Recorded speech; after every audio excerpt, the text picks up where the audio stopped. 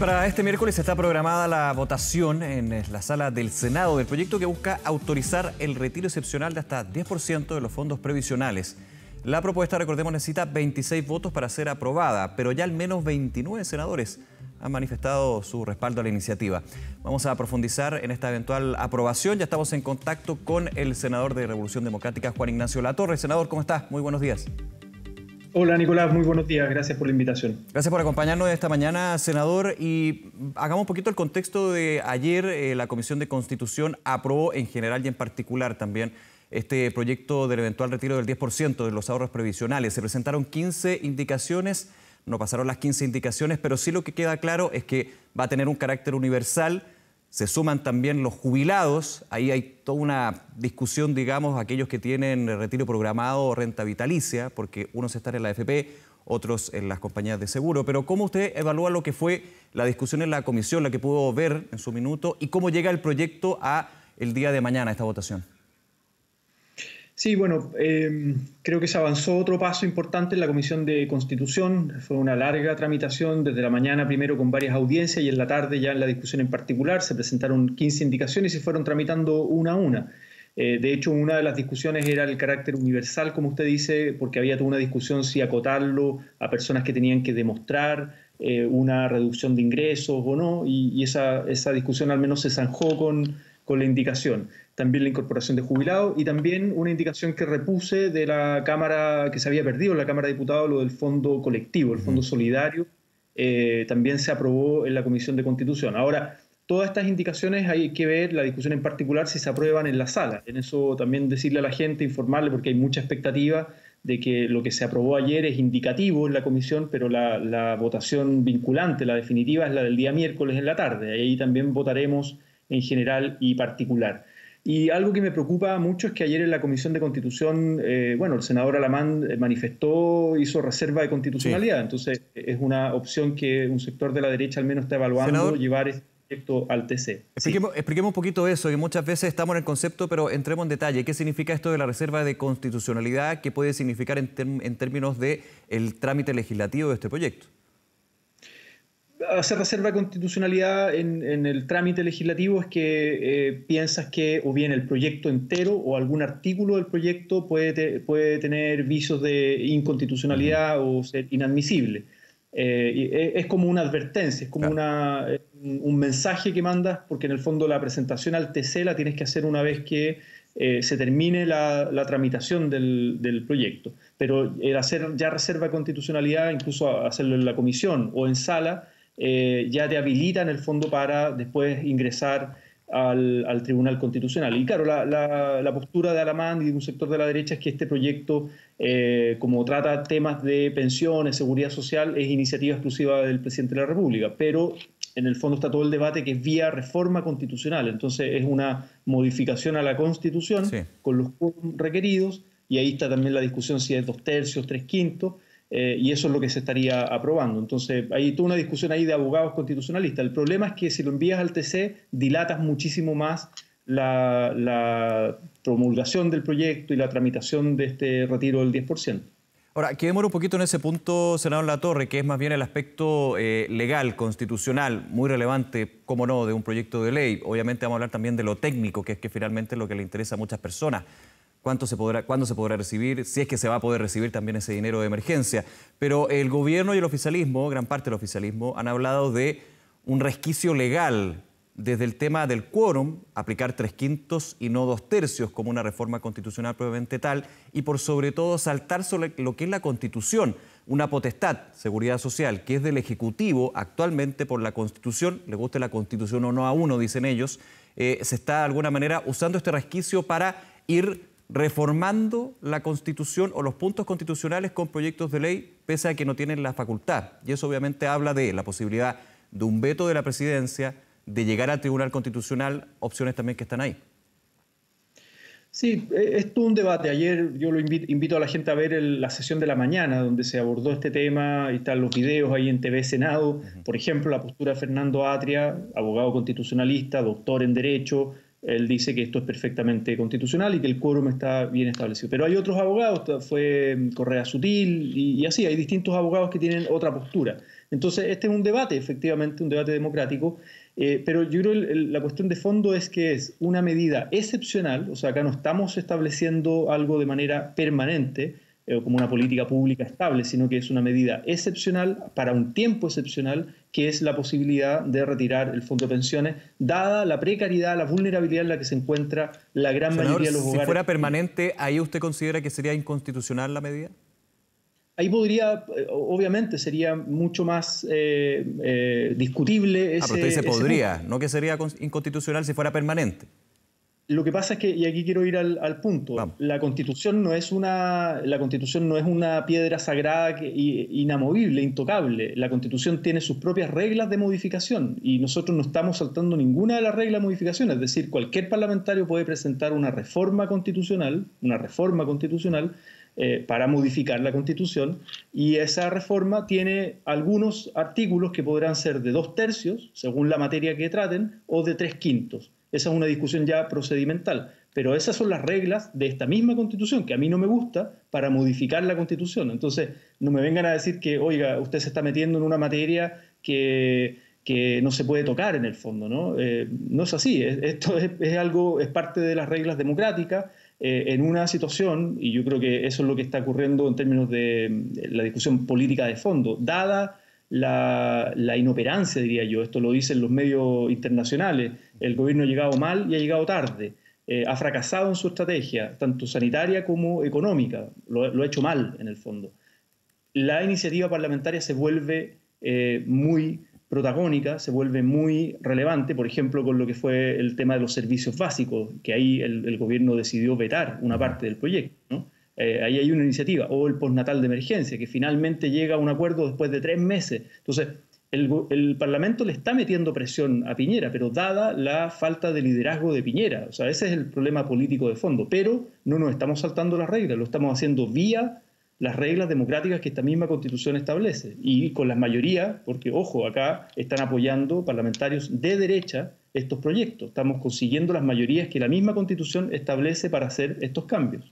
Sobre ese apoyo oficialista que usted decía, senador, de hecho ya si se cumple, porque obviamente hay que esperar la votación, el minuto, esto es casi como las elecciones, mientras no se tenga el resultado se pueden decir muchas cosas, pero de todas maneras ya hay senadores del oficialismo que han dicho yo voy a votar a favor de este proyecto, el caso de el senador Sandón, Moreira, Durán, entre otros, se darían los 29 votos, se necesitan 26. En ese punto, ¿usted ve que hay algún tipo de presión por parte del oficialismo, del gobierno, hacia sus parlamentarios, como se ha denunciado y evidenciado en algunos casos desde lo que fue la discusión en la Cámara de Diputados? Yo creo que han habido distintos tipos de presiones. La derecha ha demostrado, el gobierno, la moneda, ha demostrado una desesperación con este proyecto de ley. Cuando nos había dicho en las tramitaciones anteriores del IFE, por ejemplo, el ingreso familiar de emergencia, que ya no había más plata, y se empezó a abordar, a avanzar con este proyecto del 10%, sale el presidente Piñera con una cadena nacional diciendo voy a poner un bono de 500.000 pesos y otro crédito para la clase media y el plan clase media. Entonces, esa fue una acción desesperada para evitar que sus parlamentarios, sobre todo, eso era un mensaje dirigido a su coalición, para que no votara, no apoyara, votaran en contra de este proyecto del retiro del 10%. Entonces, eso ya no les funcionó en la Cámara de Diputados, tampoco les funcionó en el Senado, y han habido distintas presiones también políticas. La renuncia ayer del presidente Bópoli de alguna manera también le mete presión a la coalición Chile Vamos, que está en una crisis muy fuerte, cuando él dice acá hay que renunciar y los otros presidentes de los partidos tienen que renunciar porque no fueron capaces de cuadrar a sus votos oficialistas con el gobierno frente a este proyecto, como si acá fuera una cuestión de principios, el tocar los intereses de las FP, digamos, ¿no? Entonces, yo creo que hay presiones muy fuertes en el Senado, pero ya no les funcionó. Y claro, eventualmente si estas indicaciones se aprueban en la sala del Senado, igual la Cámara de Diputados tiene que ratificar. Claro. Y ahí vamos a ver los votos, ¿no? Que es muy importante lo que usted dice, recordar que el miércoles es la votación, pero sigue el proceso legislativo. No es que el miércoles, si se aprueba o no, ya haya una definición al respecto. Le preguntaba por las presiones del oficialismo del gobierno. Quiero preguntarle también por otras presiones. No meterme a las redes sociales, porque esas son presiones distintas, pero sí de otros gremios. Por ejemplo, la Unión Portuaria, el Colegio de Profesores, que exige que se apruebe este proyecto, de distintas organizaciones que también han presionado y de alguna manera desde el oficialismo se dice están amenazando porque si no se va a llegar a un estallido 2.0, por poner solamente un ejemplo, si es que no se aprueba este proyecto. A ver, los gremios, las organizaciones, es mi punto de vista, ¿no? Tienen la libertad de expresión, de sacar sus comunicados, de establecer estrategias de presión. Los trabajadores, la única estrategia de presión que tienen, o la principal, es su fuerza de trabajo. Y decir, por ejemplo, si no aprueban un determinado proyecto, bueno, podemos anunciar movilizaciones, paralizaciones, huelga, etcétera. Esa Pero es eso una no medida de termina presión. coaptando el trabajo legislativo, finalmente, más que por una convicción, se está funcionando bajo una presión de paralizar un sector o el país, por ejemplo. Se lo pregunto desde la discusión que también se ha dado por este proyecto en particular. Sí, voy inmediatamente a eso, solo que quería argumentar también que hay presiones de otros grupos. Por ejemplo, cuando aparece en un medio escrito nacional un grupo de empresarios diciendo que está en contra de un determinado proyecto de ley y también amenazando, chantajeando de alguna manera que, no sé, van a retirar inversiones o que se va a paralizar la economía, etcétera. O cuando las propias AFP envían cartas a sus afiliados diciendo que apoyan el proyecto de Piñera, pero este otro proyecto es populista. Están haciendo política, están presionando a la gente, a las bases electorales, están presionando a los partidos políticos, a los parlamentarios. Entonces, lo que hay que entender es que estamos en una sociedad democrática, pluralista, donde hay distintas visiones y donde los parlamentarios tenemos que escuchar distintas posturas y tomar nuestras decisiones orientadas por el bien común y por lo que creemos que es lo correcto, pero estamos en un momento especial, no estamos en cualquier momento. Yo creo que estamos en un clima, obviamente, de mucha crispación porque hay un malestar que se viene acumulando, ojo, en Chile hace muchos meses con el estallido social y que esta pandemia ha profundizado ese malestar, esas desigualdades, esa precariedad. La cantidad de muertos que han habido en Chile es impresionante, son más de 12.500 personas, según el informe DEIS.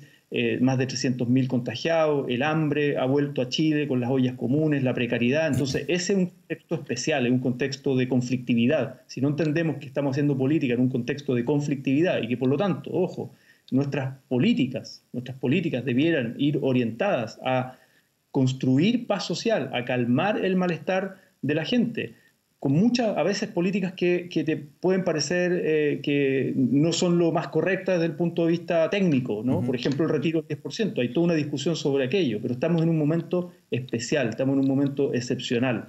Y en ese sentido yo llamo al gobierno, más que a intentar escalar el conflicto a través de un veto o de enviar al Tribunal Constitucional, lo llamo más bien a ser parte de las soluciones, sí, a poner todas las baterías. Yo he dicho, el plan clase media del gobierno puede ser una alternativa más que esté sobre la mesa. La gente decida si le conviene retirar el fondo de pensiones o le conviene el bono de 500.000 pesos o el crédito blando que ofrece el Estado. Que la gente decida de manera responsable, como gente adulta, ¿no? Entonces, ese es mi mensaje. Estamos sometidos a presiones todo el rato, redes sociales, mensajes de todos lados, grupos de interés, pero bueno, es parte de la política. Parte de la pega, digamos. Claro. Claro.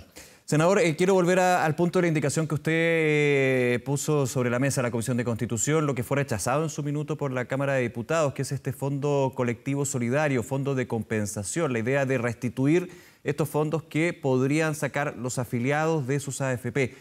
¿Cómo finalmente termina esta indicación en particular y cuál es también la proyección que lo ve en la Cámara del Senado? Es un punto bien relevante donde muchos dicen aquí el problema es que si no lo afinamos bien, cómo se va a restituir estos fondos, las jubilaciones ya son bajas, van a ser más bajas y el problema es que el Estado va a tener que incurrir con un mayor gasto público para poder subsanar este tema de seguridad social.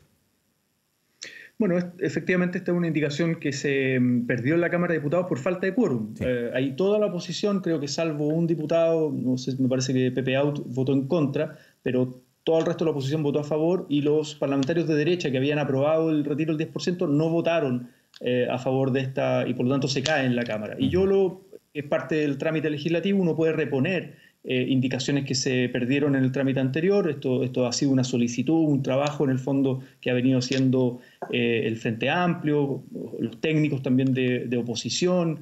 Gabriel Boric ha estado muy involucrado en aquello y coordinamos y en el fondo yo lo presenté el día de ayer y se aprobó en la comisión, pero también tenemos que esperar el resultado de la sala. Yo no sé si van a estar los 26 votos que se requieren.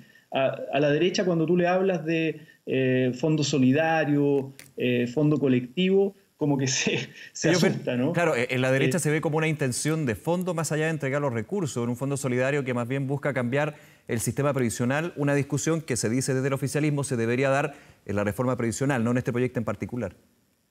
Bueno, yo creo que este proyecto del retiro del 10% le mete presión a un cambio sustantivo del sistema de pensiones, que no, esa es una discusión, no es nueva, llevamos muchos años con marcha de la coordinadora Noma AFP, Comisión Bravo, Comisión Marcel, o sea, son muchos años de discusión sobre un necesario cambio en el sistema de pensiones. Y ahí hay distintas alternativas, hay algunos que proponen que tiene que ser un sistema mixto, otros proponemos que debería ser un sistema de reparto moderno con reservas técnicas, pero hay un punto importante que muchas veces se omite en el debate. En Chile es de los pocos países en el mundo donde los empleadores no aportan nada a las pensiones de la gente. Lo que está contemplado en la reforma previsional, que está en el Senado en este minuto.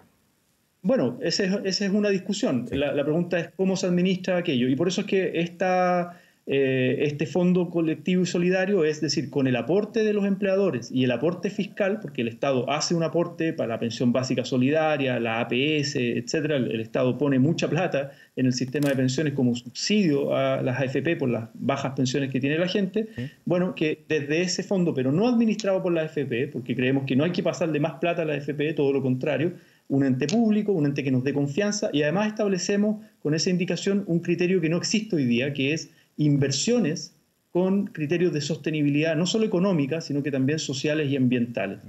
Hoy día el fondo de pensiones, que son el 80% del PIB, más de 200.000 millones de dólares, no tiene criterios sociales o ambientales. Tú puedes estar invirtiendo en empresas contaminantes, empresas que tienen prácticas antisindicales, empresas que estafan a los consumidores con colusiones, empresas que dañan la democracia a través del financiamiento irregular de la política y reciben grandes inversiones, mecanismos de financiamiento barato para los grandes grupos económicos con el Fondo de los Trabajadores de Pensiones, y donde los trabajadores no tienen ni voz ni voto, no participan, ¿no? Y acá hay esquemas en otras partes del mundo. Canadá, por ejemplo, Quebec es un ejemplo, creo que paradigmático de cómo se establecen estándares sociales y ambientales, y económicos también, obviamente, para la rentabilidad del fondo, pero con participación de los trabajadores. Esa es una discusión que hay que dar. Y lo único que hace esta indicación es decir, mire, abrámonos a esa indicación, es pedirle al presidente de la República que envíe un proyecto de ley para avanzar hacia un fondo colectivo y solidario, no más AFP, un fondo colectivo y solidario que mejore, compense las pensiones de la gente que retire el fondo hoy día. Senador Juan Ignacio Latorre, nuevamente muchas gracias por esta conversación con Canal 24 Horas. Que esté muy bien. Muchas gracias, Nicolás. Que esté muy bien. Buen día.